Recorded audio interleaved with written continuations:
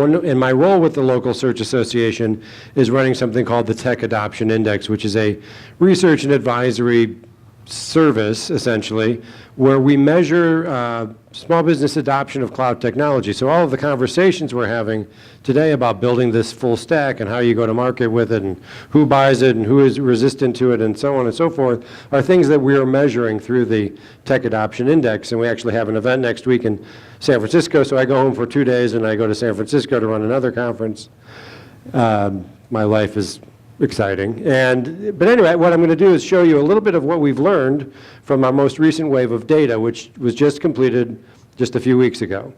And so I'm going to share a bit of that, and that'll sort of help maybe illustrate some of the conversations we're having for the rest of the event.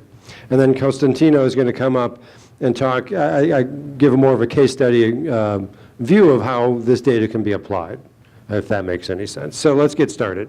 So the premise, one of the original premises behind doing the Tech Adoption Index is something we were noticing happen in the marketplace. If you look at some of companies like this, and these are just a few examples, companies that were entering the small business market with one offering, let's say it was e-commerce, or let's say it was websites, or let's say it was with Square point of sale, perhaps domains. And then once that and then sort of the realization that we have this customer relationship, we need to add adjacent services onto that in order to create more stickiness, to create more value, and so on and so forth. And what happens is over time, a Square is offering a booking service, and they're offering small business lending, and Zoho and GoDaddy and others are offering marketing-related services, things that start to encroach upon the turf, as it will, of the companies in this room. So we had noticed this, and we started to ask, well, who's going to really own that customer down the road? Is it going to be Square, or is it going to be a Yellow Pages company that has a few 100,000 customers that they do business with, or is it going to be a bank, or is it going to be someone else, some sort of SaaS company? It's a very sort of amorphous thing to get a handle on, but we thought we should start measuring it to see if we can make some judgments about where the market's heading. So that was our notion. So we see all these companies now that are increasingly offering things like marketing, email marketing, and booking services, and perhaps back office solutions like CRM and perhaps even things in accounting and so on and so forth. So you get this sort of customer acquisition and customer management and then back office services all increasingly integrated. We're starting to see a very different ecosystem for addressing the small business market. So we're seeing these companies do this, and then we're seeing companies like this, many of which have been mentioned already, offering CRM and offering other sorts of services that maybe we're sort of overlapping on what those companies on the previous slide were doing. So we're seeing a much different competitive space than we have in the past. Raises a lot of questions about how to go to market, raises a lot of questions about who's going to own that customer in the future. So what we've done with the Tech Adoption Index, we're simply trying to measure how small businesses are adopting cloud technology, why they're adopting it, why certain ones are not adopting it, and then some questions about which channels they prefer to work with in order to move into the cloud. So that's essentially what we're trying to measure. And I'm just going to share with you a few data points from our most recent research. We're actually 3 waves into this. We've tweaked each wave to try to get a better handle on how to ask these questions. But we're starting to get discern some patterns about tech adoption. So what have we learned? First of all, the SMB's shift to the cloud is generational, sort of an intuitive finding, but it's always nice to measure these things and actually confirm them. So just looking at one piece of this, which is the use of smartphones to run your business. Now, this data differs a bit from what VCTA showed earlier. Different samples always produce different results. We have 1,000 and change, 1,011 respondents. Everything from sole operators through to businesses up to 500 employees. We have it spread across, I believe, 7 different verticals, and we have firmographic cuts by age of business, business size, age of business decision maker, and a few other things. And what we did, so we looked at all small businesses 41% answered the question yes. So are you using smartphone apps to run your business? Very simple question. When you look at decision makers age 18 to 34, it's almost 60%.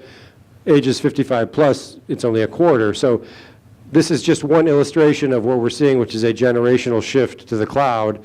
What does that mean in practical terms? It means that if someone is starting a business today, chances are they're starting the business with what apps do I acquire to run my business? It's a clean slate. I'm going to run it out of the cloud. I'm going to run it off my phone. That's a natural default setting for somebody starting a business today. For somebody who has an established business, you have to sort of convince them that making the transition from pen and paper or desktop software to the cloud makes sense for their business. That's happening, but it's happening at a much lower rate than younger people either starting a business or taking over a business. So so that sort of illustrates the generational component. And one fact, I don't know how it is in every country, but in the United States, roughly 10,000 people turn 65 every day. That doesn't mean they retire. Most haven't saved enough money, so they probably aren't retiring, but that's retirement age. So that indicates that there's a transition of business decision-making that's happening. And as that occurs, this difference will start to be very significant. So SMEs are adopting cloud tools to save time. They're not, we ask why, so we ask this question. You said you moved some of your operations to the cloud. We asked them, based on different aspects of their business, accounting, point of sale, marketing, CRM, supply chain, and HR and payroll. Those are the aspects of the business that we measure. And we ask each of them, which of these are you using cloud apps to run versus some old system, whether it's desktop software or an outsourced accountant or pen and paper or what have you.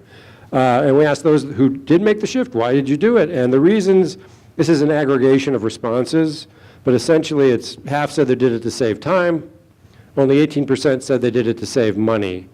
So another theme here is that it's a generational shift, and the pain point is time. If you can help me run my business more efficiently, you have solved a problem for me. And therefore, I'm listening.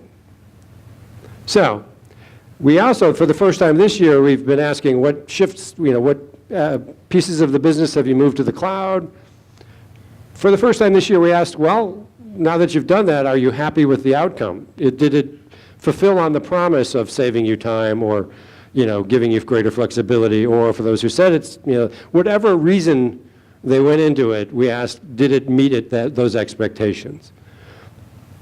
And 44% performed as we expected. No better, no worse, we're happy. The delighted number is 34%, where it's like, this is working better than I thought it would. And, 22% had a bad experience. So that's, close to 80% positive, I would say that's close to 80% of a positive experience with it.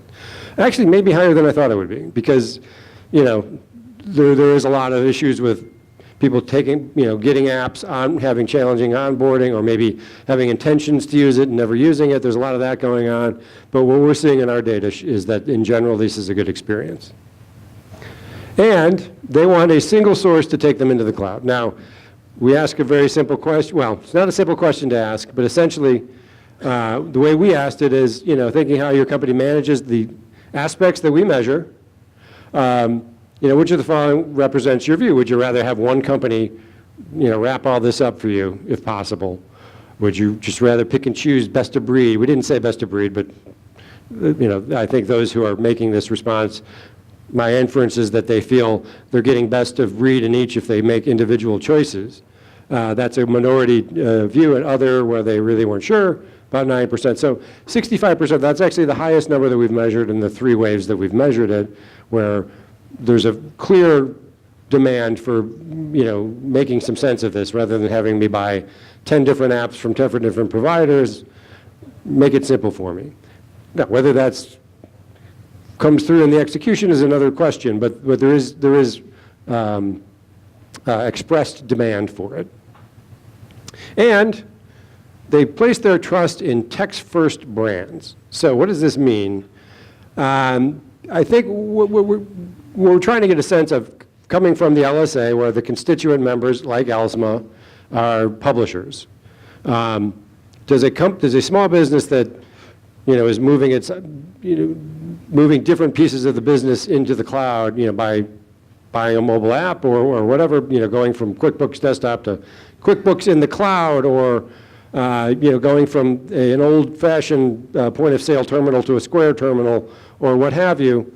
And then if they have that relationship with Square, do they have an opportunity to sell them other services versus a publisher who gets in with one service, perhaps a marketing platform? Do they have an opportunity to sell additional services, that are maybe outside of their core business? So it's a little complicated to think about it, but if Square is offering email marketing and Dex is offering CRM, in the small business's mind, who is a more logical partner? So we asked, internet service providers, cloud technology providers, IT solutions, and advertising and marketing services. We had a few other choices in there. I'm just giving you an illustration of some of the plurality choices. There was a tendency to think that somebody had a tech orientation was a better partner to bring the business into the cloud. What we're getting from this is that companies that want to make a transition from selling advertising to selling cloud solutions and SaaS and so on need to do some work on their branding, and they need to do some work on how their brand is perceived. That is what we get from this data. So if you're going to go in full blazes, yellow pages, and now we're selling you SaaS, you have a brand problem in all likelihood. It's a solvable problem in my view, but I think that is a challenge that you face. And that's all I have. That's a taste of it. We have a lot more data. If you'd like to talk about it, feel free.